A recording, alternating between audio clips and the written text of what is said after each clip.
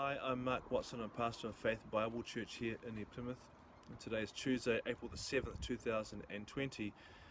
And over the last few days or so, we have been talking about anxiety because of the situation of the world, and because, well, for a lot of us, the futures are uncertain. And this uncertainty, therefore, creates a lot of anxiety. I want to start by saying something quite provocative, and it is this. Sometimes your anxiety is caused by an unbelief in God. In other words, you are anxious because you don't really trust God. You don't believe Him. You don't believe that He will care for you, that He will protect you, that He will provide for you.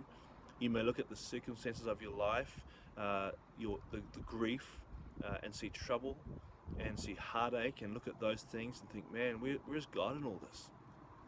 And because of the attitude, you're probably thinking, you know what, I don't really believe that He will provide for me, that He is actually protecting me. And I get that. I think if that describes your life, I can understand how you'd be questioning where God is. But as a Christian, you need to understand that God is a God who does what He says. He does what He promises. And so we must hold to that and believe that. Jesus also makes this connection between a smallness of faith and our anxiety.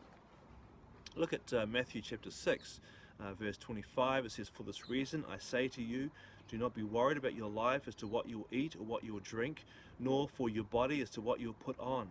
Is not life more than food, and the body more than clothing?" Skipping down to verse 30, he says, "But if God so clothes the grass of the field, which is alive today, and tomorrow is thrown into the furnace, will He not much more clothe you, you of little faith?" And right there we see that Jesus also makes this connection between a smallness of faith, a lack of belief in God, and anxiety and worry. What Jesus is really saying is, look at the grass, look at the flowers that adorn your garden. Look at the variety of colors, of sizes, of beauty.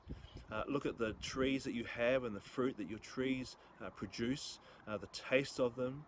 This expresses more than just the creativeness and the inventiveness of God, but it displays and expresses His care for His creation. God cares for everything that He has created.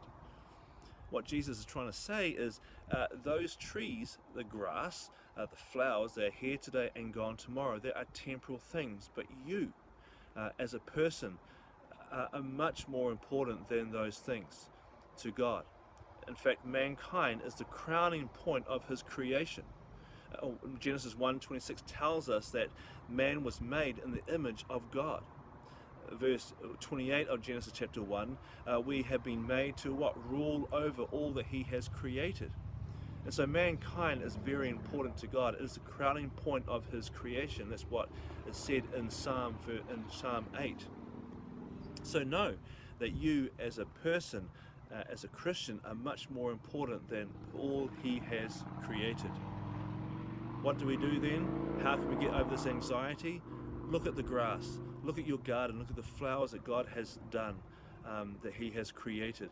Look at the colors, the variety of the sizes that you see in your garden. And when you eat the fruit that God has created, know that they have all been created by a God who cares about those things. But how much more does God care for you?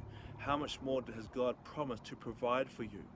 As a Christian, you must hold to those promises. You must believe that God cares for you much more than the trees in your garden, the flowers in your garden, and the grass that you have. God loves you. He cares for you. He has promised to provide for you, and He will. But you need to trust Him. You need to trust that He will ultimately provide for you no matter how life may get. He may not provide for you in the way you expect or the way you want, but He ultimately does provide for you because He is a God that does what He promises. I'll see you tomorrow.